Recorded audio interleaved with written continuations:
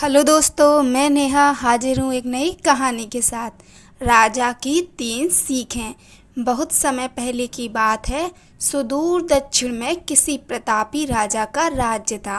राजा के 3 पुत्र थे। एक दिन राजा के मन में आया कि पुत्रों को कुछ ऐसी शिक्षा दी जाए कि समय आने पर वो राजकाज संभाल सकें। इसी विचार के साथ राजा ने सभी पुत्रों को दरबार में बुलाया और बोला, पुत्रों, हमारे राज्य में नाशपाती का कोई वृक्ष नहीं है। मैं चाहता हूँ तुम सब 4-4 महीने के अंतराल पर इस वृक्ष की तलाश में जाओ और पता लगाओ कि वो कैसा होता है।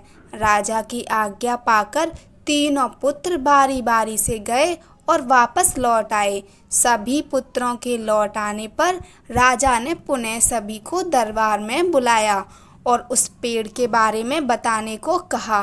पहला पुत्र बोला, पिताजी, वह पेड़ तो बिल्कुल टेढ़ा मेढ़ा और सूखा हुआ था। नहीं नहीं, वो तो बिल्कुल हरा भरा था, लेकिन शायद उसमें कुछ कमी थी क्योंकि उस पर एक भी फल नहीं लगा था। दूसरे पुत्र ने पहले को बीच में ही रोकते हुए कहा।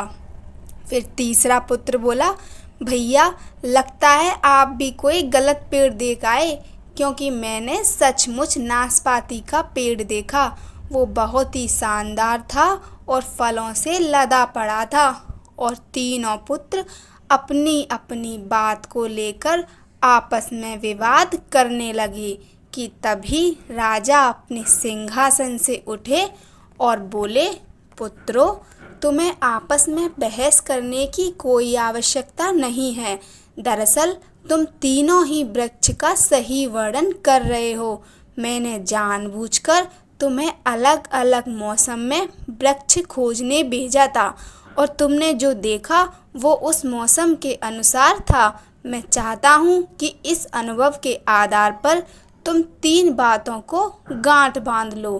पहली, किसी चीज़ के बारे में सही और पूर्ण जानकारी चाहिए तो तुम्हें उसे लंबे समय तक देखना परखना चाहिए, फिर चाहे वो कोई विषय हो, वस्तु हो या फिर कोई व्यक्ति ही क्यों ना हो।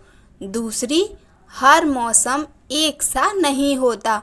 जिस प्रकार वृक्ष मौसम के अनुसार सूखता, हरा भरा या फलों से लदा रहता है, उसी प्रकार मनुष्य के जीवन में भी उतार चढ़ाव आते रहते हैं।